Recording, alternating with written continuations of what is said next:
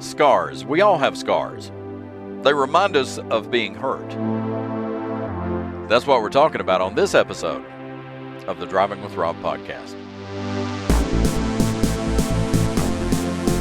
Everybody has scars. And there are all kinds of scars. There are scars from surgical procedures that you've had. There are scars from when you got hurt playing sports. A lot of people call those battle scars.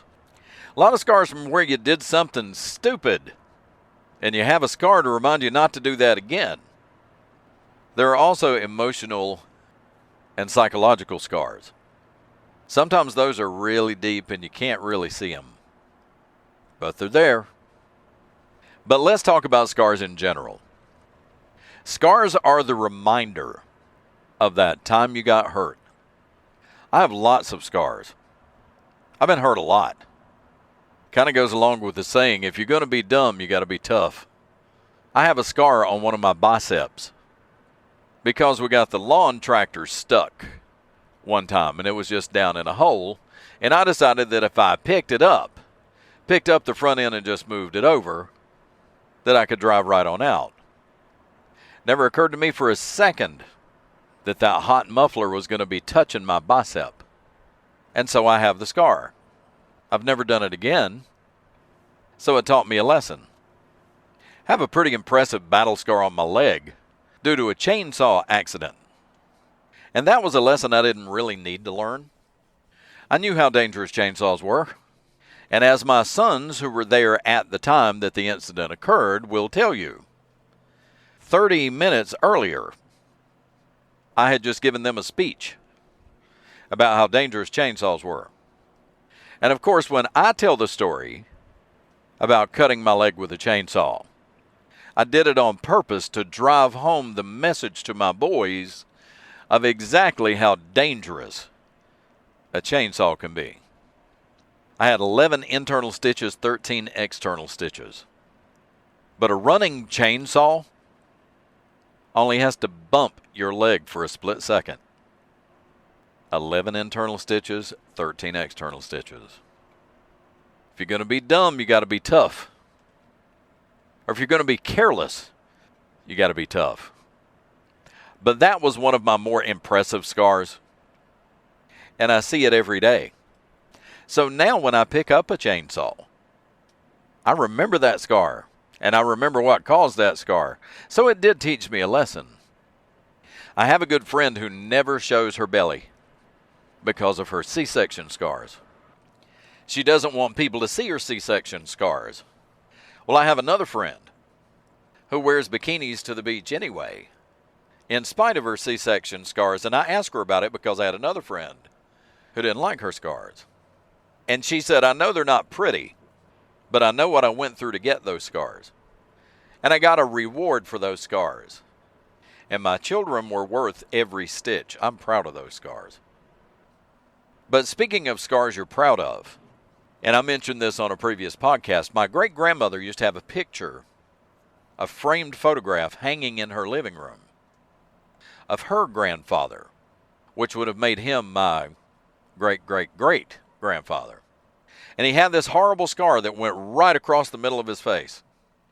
And it was a saber wound from some battle he was in the Civil War.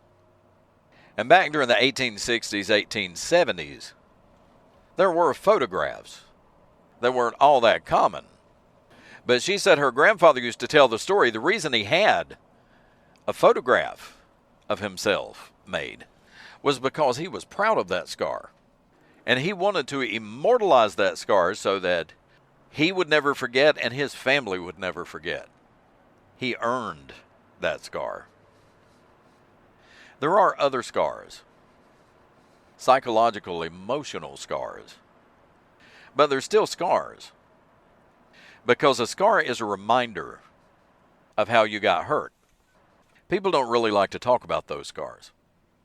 My great-great-great-grandfather apparently loved to talk about his saber scar, where he got slashed across the face with a sword. I can literally spend more time telling you about my chainsaw accident than it took for the accident to occur. because some people are better at telling stories. I could talk to you about my chainsaw accident for an hour. But the internal scars, emotional scars, psychological scars, they're harder to see. And people don't ask you about those scars. The emotional, psychological scars may not be scars at all. They may be wounds that just never healed. Somebody you really respected or whose opinion really meant a lot to you maybe said something to you, something that wounded your spirit or hurt your heart.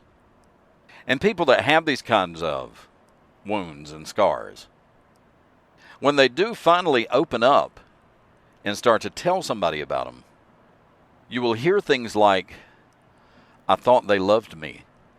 I thought they cared about me.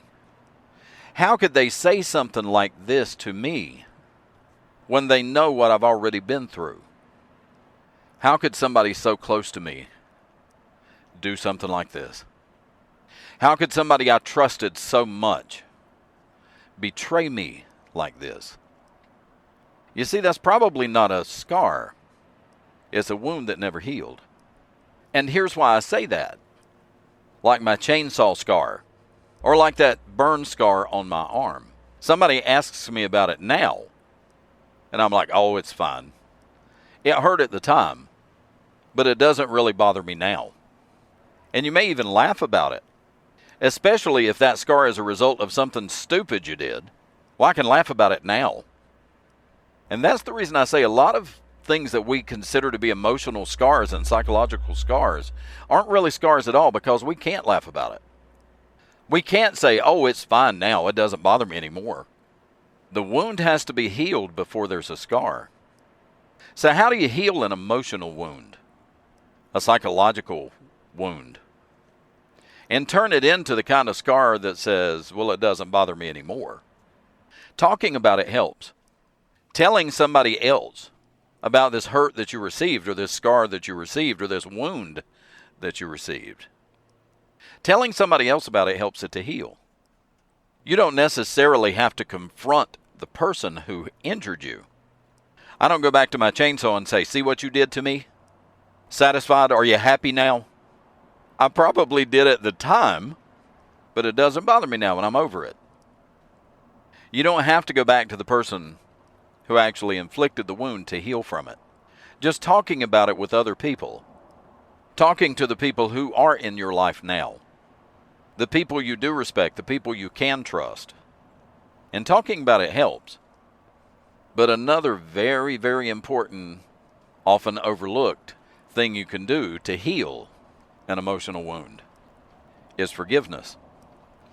Because I said in a podcast months ago, hate hurts you. And if you're carrying hate or anger or unforgiveness at another person in your heart, it hurts you. It doesn't hurt them.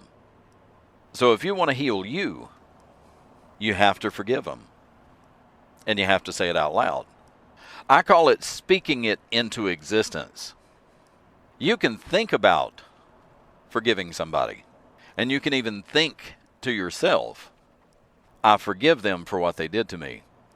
Once you say it out loud, and that's why talking to other people about your hurts helps them to heal. When you say it out loud, you breathe life into that forgiveness. You speak the forgiveness into existence. The forgiveness didn't exist until you said it.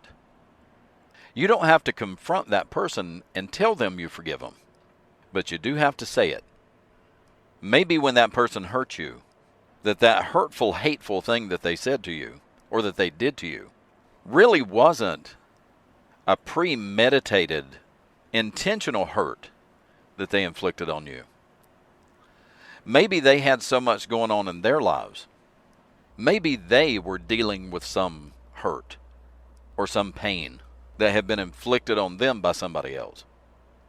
And they just lashed out at you because you were the closest one to them. And that's another thing about the emotional scars.